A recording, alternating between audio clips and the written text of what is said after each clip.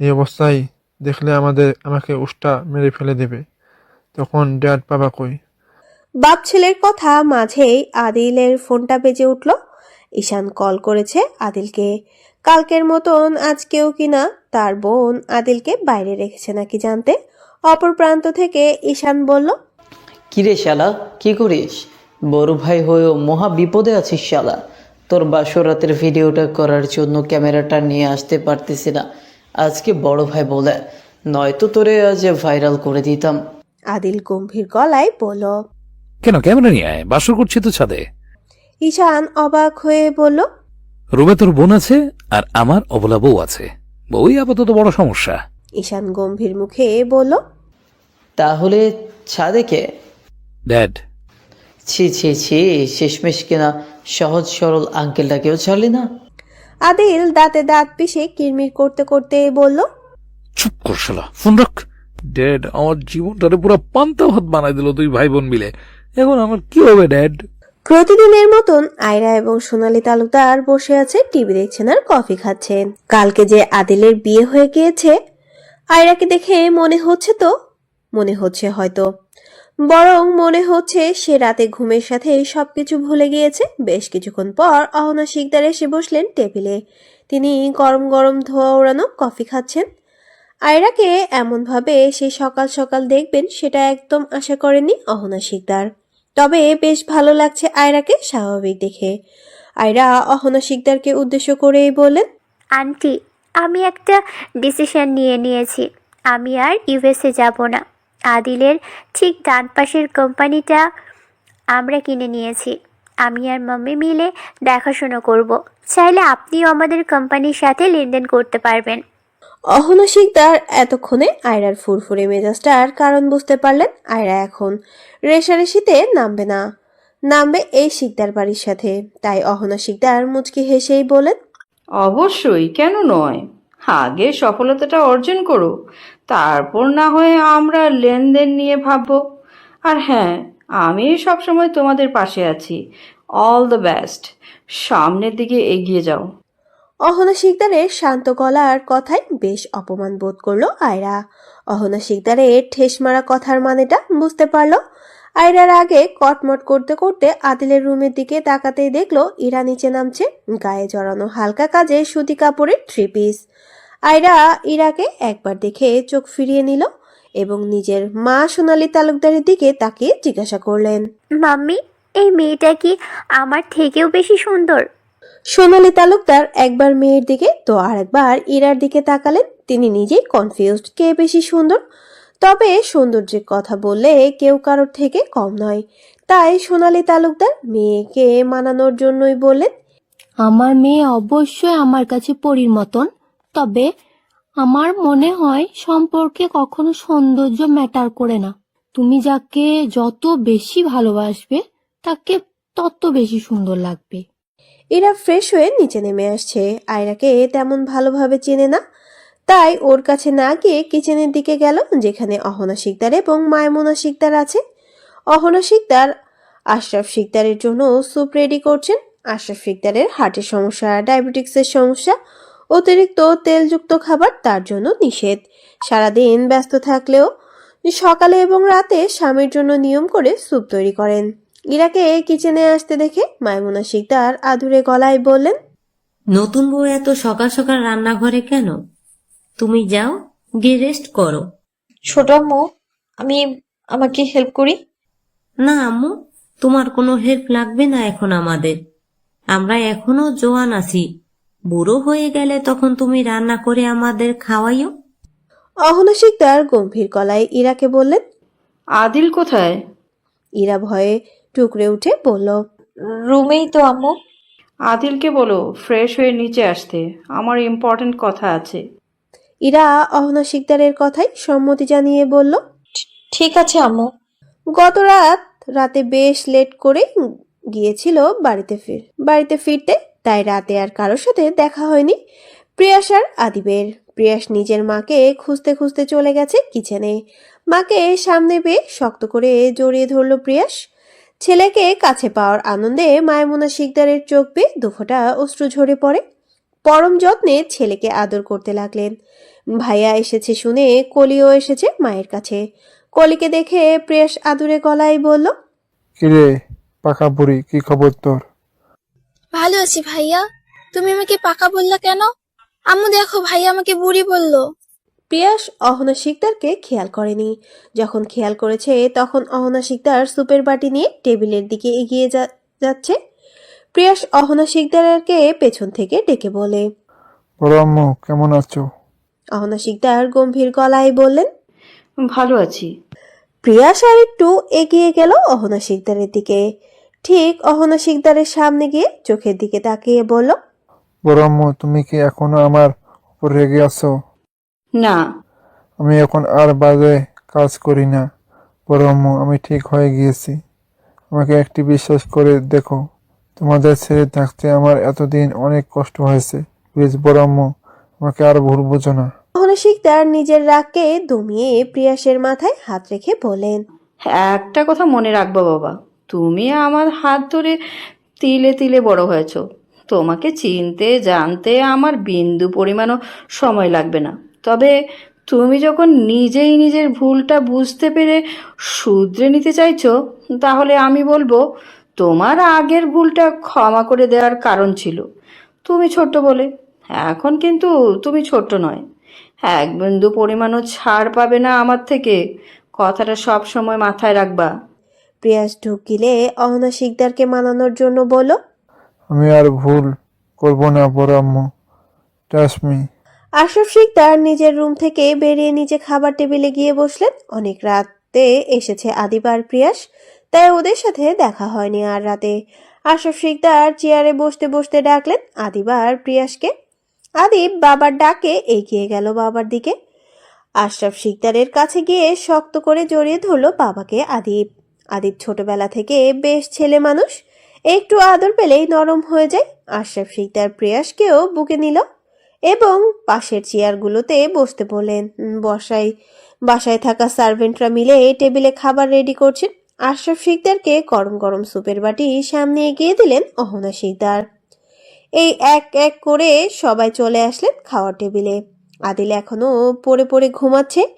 ইরা আদিলকে ডাকছে বেশ অনেকক্ষণ যাবৎ। এই অসভ্য লোক, এই বেহায়া লোক, উঠুন। আদিল ঘুম ছড়ানো কণ্ঠে রেগে গিয়ে বলল, শালার কুত্তা কপাল, সকাল সকাল এগুলো কি বাজে নামে ডাকে আমাকে? অন্যদের দিন কিনা শুরু হয় জান বাবু সোনা দিয়ে, আর আমাকে কিনা অসভ্য লোক বাজে লোক এগুলো শুনে দিন শুরু করতে হয়। হা, আমার কি জীবন, পুরাই পান্তা ভাতের মতন। জীবনটা শেষ, পুরোটাই বরবাদ করে দিল মেয়ে। ইরা মুচকি মুচকি হেসে নিল আদিলের কথায়। সে জানে না ঠিক মতন কাকে বিয়ে করেছে, আস্তে আস্তে সেটাও বুঝতে পারবে। ইরা গায়ে হাত না দিয়ে ঝাড়ু নিয়ে আসে, ঝাড়ু উল্টো করে আদিলের গায়ে লাগিয়ে বলে, এই অসভ্য লোক, এই বেহায়া লোক, উঠুন, নয়তো পানি ঢেলে দিব কিন্তু। আদিল কপাল কুঁচকে বলে, এই মেয়ে, সুন্দর করে রাখতে পারো না? কাছে এসে বসতে পারো না? কপালে একটা আলতো করে চুমু দিতে পারো না? আদরে গলায় রাখতে পারো না? না, পারি না। তাহলে কি পারো? বেহায়া লোক আর অসভ্য লোক এইগুলো বলতে পারি না আমি। ওইসব নষ্ট মার্কা কথা আমি বলতে পারি না। স্বামীকে ওইসব কথা বললে নষ্টামি বলে না, রোমান্টিক বলে। তুমি বাচ্চা মেয়ে, তাই হয়তো জানো না। আমার কাছে আসো, আমি শিখিয়ে দিচ্ছি। Not interested. আপনার অসভ্য মার্কা কথা শোনার জন্য আমি প্রস্তুত নই। তাহলে কবে প্রস্তুত হবে? এই জীবনেও না। তাহলে কি সারা জীবন আমার বাসর ছাড়াই থাকতে হবে? হ্যাঁ, অফকোর্স। এইটা হতে না আমি বিশ্বাস করি না। বাপ্পারাজের ডায়ালগ দেয়া বন্ধ করেন, অসভ্য লোক। তাহলে জায়ান কৃতিকের একটা ডায়লগ দিই। তুমি হয়তো জানো না, আমি জায়ান কৃতিকের বিগ ফ্যান, আর ডার্ক রোমান্সেরও। আমি ওরু নই। আজকে রাতের জন্য হয়ে যাও হার্টবিট। তোমাকে দেখিয়ে দিব আমিও জায়ান কৃতিকের থেকে কম নই। অসভ্য লোক। মনটা চাচ্ছে 10 জন মাওলানা ডেকে এনে আপনার মুখের উপর মুন্সি পরিয়ে দিই, তাতে যদি মুখের ভাষাটা ঠিক হয় আপনার। তুমি রিল্যাক্সে থাকতে পারবো, আমার এই মুখের ভাষা সারা জীবনেও ঠিক হবে না। ইরা মুখ বাঁকিয়ে চলে গেল ব্যালকনির দিকে। এই লোক এত বেশি কথা বলে যা সারাদিন রাত শুনলেও শেষ হবে না। আদিল ইরাকে মুখ বাঁকিয়ে চলে যেতে দেখে বুঝতে পারে ইরার রাগের কারণ, তাই আদিল আর দুষ্টুমি না করে উঠে ফ্রেশ হয়ে নিল। টাওয়াল দিয়ে মুখ মুছে ইরাকে সাথে নিয়ে গেল নিচে খাওয়ার টেবিলে। গিয়ে বসলো আদিল ইরাকে নিয়ে নিজের পাশের চেয়ারে বসতে বসতেই বলল, টেবিলে অনেক মানুষ যাদেরকে ইরা অল্প অল্প চিনলেও নতুন দুটি পুরুষের একটি পুরুষকেও ঠিকভাবে চেনে না ইরা। আদিব ইরাকে উদ্দেশ্য করেই বলল, কেমন আছেন ভাবি? ইরা কিছুটা সংকোচ নিয়ে বলল, ভালো আছি, আপনি? ইরার সংকোচ বোধ দেখে আদিব বলল, আমি কিন্তু আপনার ছোট দেবর। আপনি তো এখনই এই বাড়ির নতুন, তাই আপনার চিনতে সমস্যা হচ্ছে। তবে আস্তে আস্তে সবই চিনতে পারবেন ভাবি। প্রিয়াস হা করে তাকিয়েছে ইরার দিকে, ঠোঁটে ঠোঁট কামড়ে হাসছে। তার অদ্ভুত হাসির মতন তাকানোর দৃষ্টিটাও বাজে। ইরা একবার প্রিয়াসের দিকে তাকাতে চোখ ফিরিয়ে দেয় অন্যদিকে। আশরাফ শিকদার আদিলকে বললেন, ভাইসান, আজকে ইম্পর্টেন্ট সমাবেশ আছে, সামনে ইলেকশন, আজকে কিছু পার্টি মিছিলে বের হবে, আজকে যেভাবেই হোক যেতেই হবে। অন্যদিকে অহনা শিকদারেরও সেম সমস্যা। আজকে কোম্পানির কাজে দেশের বাইরে থেকে লোক আসবে, তাদের সাথে সমস্ত প্রজেক্ট নিয়ে কথা বলতে হবে, যেভাবেই হোক ডিল ডান করতে হবে। আদিল জানায়, ড্যাড, তুমি বরং ঘন্টাখানেক আগে যাও, আমি পরে আসছি। আগের কোম্পানির প্রজেক্টগুলো ঠিক করে আসি। তাছাড়া রিফা তো থাকবে আমার সাথে, বেশি টাইম লাগবে না। তুমি বরং সাথে করে আদিব আর প্রিয়াসকে নিয়ে যাও। আদিবের রাজনৈতিক বিষয়ে ইন্টারেস্ট নেই খুব বেশি, ভালো লাগে না রাজনীতি। তবে আদিল যেহেতু বলেছে তার মানে যেতেই হবে বাবার সাথে, তাই আদিব আর সংকোচ না করে যাওয়ার জন্য প্রস্তুতি নিল। সবার খাওয়া শেষ হলে আদিল ইরাকে নিয়ে রুমে চলে গেল। ইরা কিছুক্ষণ যাবৎ মন খারাপ করে বসে আছে দেখে আদিল জিজ্ঞাসা করলো, কি হয়েছে? তোমাকে দেখতে এমন লাগছে কেন? কোনো কিছু নিয়ে চিন্তিত তুমি? ইরা শান্ত গলায় বলল, আমি আব্বু আম্মুর কাছে যেতে চাই। আমি ওনাদেরকে খুব বেশি মিস করছি। কথা শেষ করার আগে ইরার চোখ বেয়ে দোফোটা অশ্রু ঝরে পড়ল। আদিল আলতো করে গালে হাত দিয়ে চোখের পানি মুছে দিতে গেলেই ইরা হাতটাকে দূরে ঠেলে দিয়ে বলল, আমাকে স্পর্শ করবে না প্লিজ। কেন? আমার স্পর্শ কি বাজে লাগে? হ্যাঁ। আদিল কপাল কুঁচকেই বলে, আমি স্বামী হই, তোমার কোনো পরপুরুষ নই, তাই আমার স্পর্শকে পবিত্র মনে করতে পারো, বাজে নয়। তোমার জন্য আমি সেই পুরুষ যে সারা জীবন তোমার জন্য পবিত্র। চাই না আবার সারা জীবন এমন পবিত্র মানুষ। আদিল নিজের চোয়াল শক্ত করে দাঁতে দাঁত পিষিয়ে বলে, তাহলে কাকে ভালো লাগে? ইয়ান রোশনকে? আদিল কপাল কুঁচকে বলে। আদিল নিজের চোয়াল শক্ত করে দাঁতে দাঁত পিষে বলে। ইরা আদিলের কথায় কপাল কুঁচকে ফেলল। এর মাঝে রোশন কোথা থেকে আসলো? আদিল রাগে কিরমির করতে লাগলো। আদিলের রাগের গতিবেগ বুঝতে পেরে ইরা আদিলের থেকে বেশ কিছুটা দূরে গিয়ে দাঁড়ালো। তাতে কোনো লাভ হলো না। আদিল ইরার দুই বাহু দেয়ালের সাথে লাগাতেই ইরা ব্যথায় চিৎকার করতে শুরু করে। এই মুহূর্তে আদিলকে সাইকোর থেকেও বেশি ডেঞ্জারাস লাগছে। ইরা কখনো আদিলকে এমন রাখতে দেখেনি। আদিলকে শান্ত করার জন্য ইরা বলল, লাগছে আমার, ছাড়ুন প্লিজ, ব্যথা পাচ্ছি আমি। জুথি ক্যাম্পাসের একপাশে বসে আছে। সাজিদার ইরাকে আসেনি। ইরার তো বিয়ে হয়ে গেছে তাই আসেন না, কিন্তু সাজিদের কি কিছু হয়েছে সেটাও কোনোভাবে জানা যাচ্ছে না। জুথির ক্লাসমেট একটি মেয়ে যায় যার নাম দিবা, সে সাজিদের বাড়ির পাশেই থাকে, তাই জুথি ক্যাম্পাসের পাশ থেকে উঠে ক্লাসে গেল মেয়েটির কাছে। মেয়েটি বলল সে সাজিদের বিষয়ে তেমন কিছুই জানে না। জুথি কোনো উপায় না পেয়ে মেয়েটিকে রিকোয়েস্ট করলো তার সাথে সাজিদের বাসায় যেতে। জুথির এত অনুরোধে মেয়েটি ফেলতে না পেরে জুথিকে সাথে করে নিয়ে গেল সাজিদের বাড়িতে। আজাদ চৌধুরীর শরীরের অবস্থা তেমন একটা ভালো না। দিনরাত মেয়ের টেনশনে শুকিয়ে যাচ্ছেন। তারা পুলিশের কাছে কমপ্লেন করেছিলেন, বলল অতি দ্রুত খুঁজে বের করার চেষ্টা করবে, কিন্তু আজ 2 দিন মেয়েটার কোনো খোঁজ খবর নেই। সালমা চৌধুরীর অঝরে চোখের পানি ফেলেন। আদিল প্রপার ভাবে রেডি হয়ে নিল অফিসের উদ্দেশ্যে। সেখান থেকে আবার সমাবেশে যেতে হবে। সারাদিনের ব্যস্ততা শেষ থাকবে না আজ। আদিল রাগান্বিত হয়ে বলল, আজকে যদি রুমে দরজা বন্ধ করে রাখিস তাহলে তোর খবর আছে। ছোট বলে সবকিছুতে আমার কাছে ছাড় পাবি না। আমি চেয়েছি আপনাদের কাছে ছাড়। ঠিক আছে, তাহলে রাতের জন্য রেডি হও। ইরা মুখটাকে বাঁকা করেই বলল, আমি রেডি আছি।